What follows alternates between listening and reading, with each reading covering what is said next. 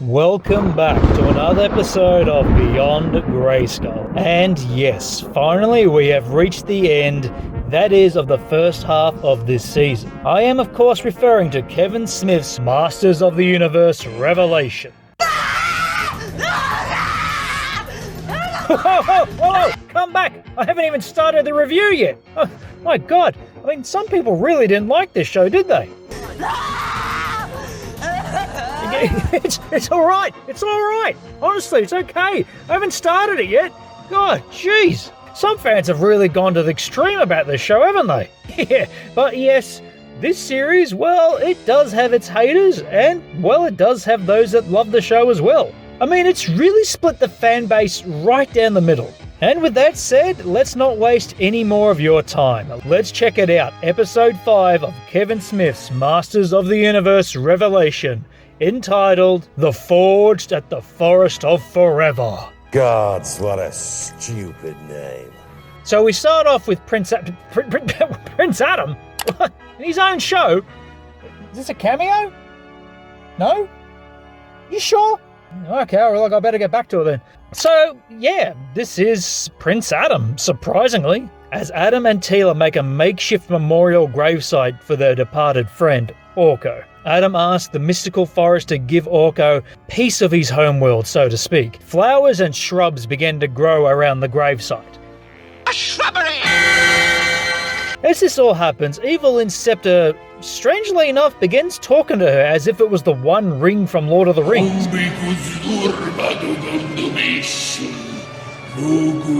So I guess that means everything's back to normal, nothing to see here, nothing strange happening. Whenever my wallet talks to me, I often just think it's a normal day. Adam hands over the missing piece of the power sword to Teela. However, he tells them that the doorway to Preternia only opens one way.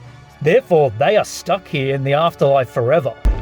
The door swings both ways. We could reverse the particle flow through the gate.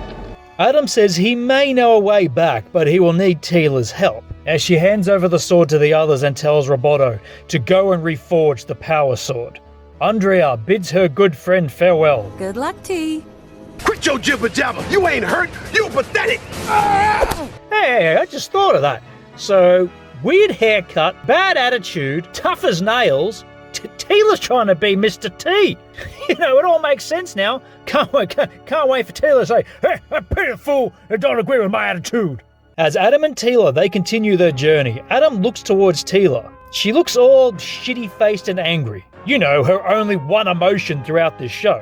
Adam pauses and he begins to ask her, "So, are we going to talk about this? Why did you come here?" Teela, being that caring soul that we've all grown to love, turns to Adam and says to him, "You wouldn't begrudge me keeping a small secret now, would you, He-Man?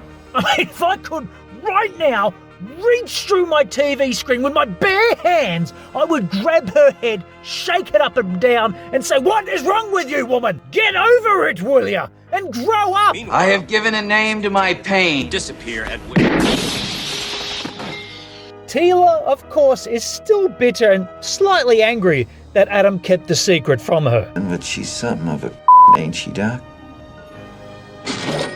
As Adam begins to tell Teela of his plan to meet up with King Grayskull. If anyone knows how to get them back home, it would be him. Then, out of nowhere, a beast leaps towards them, but appears to be being chased by several others. Adam throws down a hoverboard and gets Teela to ride alongside him.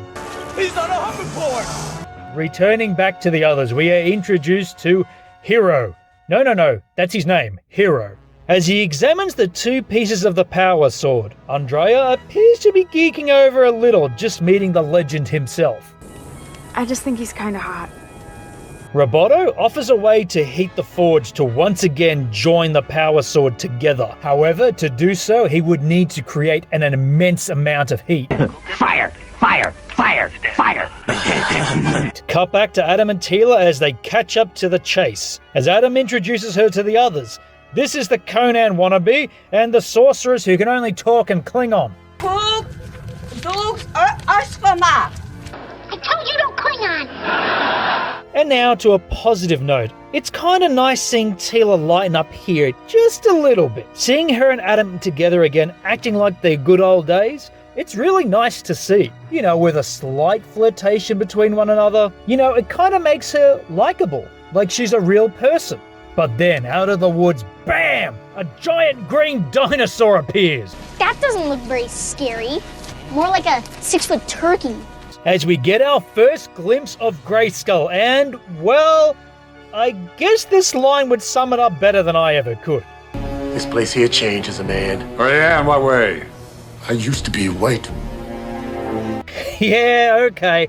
So, some got angry about this. Look, to be honest, I really didn't care. It doesn't really bother me what his skin color is. Grayskull, of course, wins the race and he captures the beast single-handedly. It's mine, you understand? Mine! All mine! Now comes a scene I must say I really appreciated. Grayskull, he explains to Teela, no great champion has ever chosen to remain in their true identity, except for Adam. It shows that Adam, well, he's always been a true hero, who is brave enough to embrace who he truly is.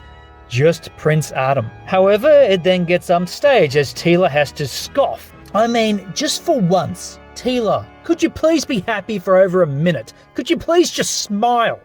Grayskull sits down with Teela and explains how he in fact was the first one to wield the power sword, and is also the reason that Castle Grayskull is named after him. I mean, geez, someone's got an ego problem, don't they? Most gorgeous thing I've ever seen. Nobody deserves you, but at least I know our children will be beautiful. Teela, well, she has yet another walk-off moment. I mean, could she just keep walking out of the show? Just keep going. Keep on walking, I say. We return to the others as Hero lays the two pieces of the power sword down. Evelyn gives Roboto the power she took from the sorceress to help him reforge it. The others seal the doors, as Roboto is the only one left inside, as he is the only one capable of surviving the immense heat of the reforging. I just want to tell you both, good luck. We're all counting on you. Now brings us to this scene, and this is the part I've been waiting to talk about, for so very long.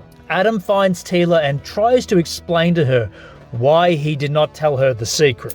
She stops him and says, "Can you just let me be angry?" Adam says, "Why? Is it because I lied?" And her response is, of course, yes, because you lied. Alright, so now it's time to pause this scene right here, people, because I need to truly address this once and for all, shall we? Let me sum it up like this the best way I can explain. Imagine Luke Skywalker, Return of the Jedi, sits with Obi-Wan on the planet of Dagobah and discovers that Leia is his twin sister, and that Obi-Wan Kenobi separated them at birth to protect them from not only their father, Darth Vader, but the Emperor. Now, imagine upon hearing this news, Luke Skywalker began to scream at Obi-Wan, "How dare you keep this from me, Obi-Wan?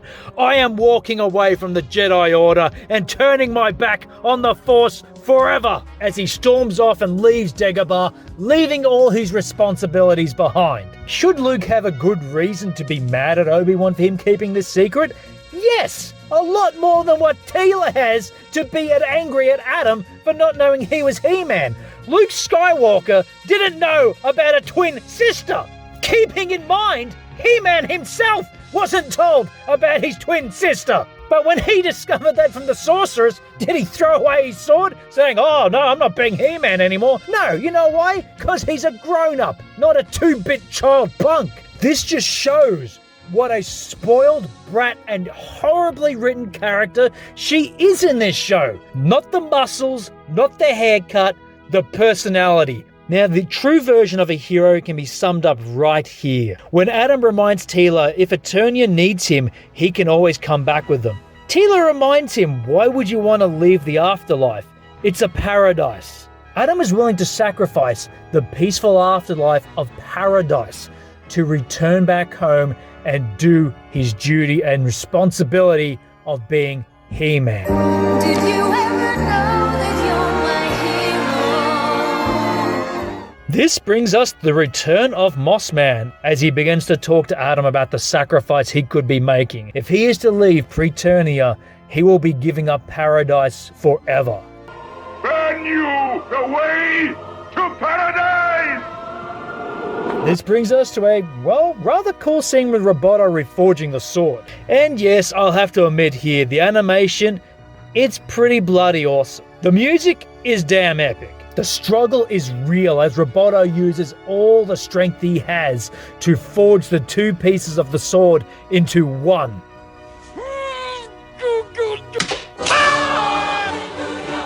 And he has done it. The Sword of Power is back together in all its glory and beauty. But just as everything seems fine, Ow! Right in the kisser! the force of the Reforge has created one hell of a large explosion, setting Roboto to pieces. Andrea and Tila run in to find the remains of Roboto. Just a flesh wound. And amazing here, Tila seems to mourn for a robot more than she has her own friend. As Grayskull leads them to the doorway back to Eternia, Tila turns to Adam and says, well, this looks like goodbye. Don't say goodbye. Say good journey. Adam says no. He says, if not him, who else could summon the power of Grayskull? Adam has to make the choice, but he already knows what he must do. As he returns with Tila and the rest back to Eternia, straight right into the heat of a battle. As yet, once again, Triclops and his evil cult of nutcases are attacking the remains of Grayskull. But never fear, Duncan is here. Cobra assault cannon, state of the art, bang bang. Blasting away anyone who dares get near the drawbridge of Grayskull. I like it! Adam reveals himself to Duncan, proving that he is alive and well. He's alive! Tila then explains to Adam what has been happening since he's been gone, how magic has faded from the universe. But by using his power sword, if he summons the power of Grayskull, thus bringing back magic to the universe. Adam takes the sword in his hand, holds it above his head, and summons the power of Grayskull with a classic line once again. Magic begins to restore to Eternia. The sorceress begins to get her powers back, as everything seems to returning back to normal. This is as Adam finishes his classic transformation. I have the... Jesus Christ! You got me, partner. Oh, okay, cool. Let's just sit down here, have a glass of water, relax, and just calm down just for a second. Okay, deep breaths. What? I can't believe Kevin Smith did this again and is proud of it. Can you believe that we killed Adam twice, man? Bam! Twice, not just once. We were like, that was crazy courageous to do it in episode 1. We did it in episode 5 as well! Nuts! How dare you? This is the man who just doesn't get it, people. I mean, listen to him as he speaks about this scene, this exact scene, in his own commentary of the episode. I do like, that it's For like, anybody that it's was just gentle like, for a second. oh and then man, this show's woke. Hey man, wake the f*** up. What just happened? That was one of the most metal f***ing things I've ever seen in my life. What you just said is one of the most insanely idiotic things I have ever heard. At no point in your rambling, incoherent response were you even close to anything that could be considered a rational thought. Everyone in this room is now dumber for having listened to it. I award you no points, and may God have mercy on your soul. I am truly lost for word. How did you do He-Man so damn dirty in his own show? I mean, I can see the fans now screaming out to the heavens like Nuclear Man. Rioting in the streets, jumping on cars with burning torches. All because you thought, Kevin, it was metal. Kevin Smith, you've just pissed off the entire fan base of He-Man. Shoot the dopey bastard! Now, let me just say this.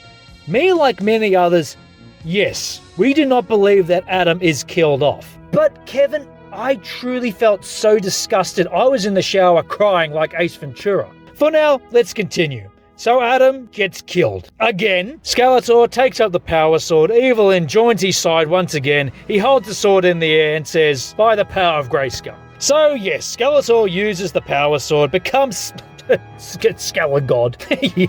yeah, that's his name now. Skelligod. And, well, it ends, and that is it. And look what can be said. Personally, I could describe these first 5 episodes as taking the scripts, ripping them to pieces, and just throwing them away. I am going to put this in the trash. The reforging of the sword? Yeah, that was rather a cool scene. The chase scene with the other heroes? Yeah, that was fun and entertaining. But that ending, words cannot sum up the disappointment that so many people had at that moment. And it truly showed that a man who hate-watched the original, and yes, you heard that right, people, Kevin Smith hate-watched the original Filmation show. And this is the guy you want to put in charge of a He-Man show? So out of 5 Gwildor Cosmic Keys, I know Joe could almost give this a 0. Yes, I'm not lying. I am truly that disappointed that I could have given this a 0. But I'll be fair. The fact that Adam was a good hero once again that we could get behind, the animation, the music, the chase, the reforging scene was all really good. If that alone, I could honestly give that 4 Cosmic Keys out of 5. But, however, Teela's rudeness and straight up attitude, stabbing Adam in the back, Skeletor's stupid new name, for all that, I'm taking away 3 Cosmic Keys, giving this episode a 1. Now, I could have given this episode a solid 2 Cosmic Keys if the character of Teela didn't flip between tolerable to completely, utterly annoying. And that's it, people. That is Kevin Smith's Masters of the Universe Revelations, episode 1 to 5. Now, I will be sure to continue on the remaining episodes once they're released. And I'll say this, as disappointed as I have been with the first 5 episodes, I have promise. I know it sounds stupid, but the fact that He-Man is one of those characters that gives me hope and promise, I will still watch the next 5 with hope that it can be redeemed. And with that all said, this has been Wayne for Beyond Grayskull. Thank you for watching, people. Hopefully you have enjoyed these first 5 reviews. And as always, people, until next time.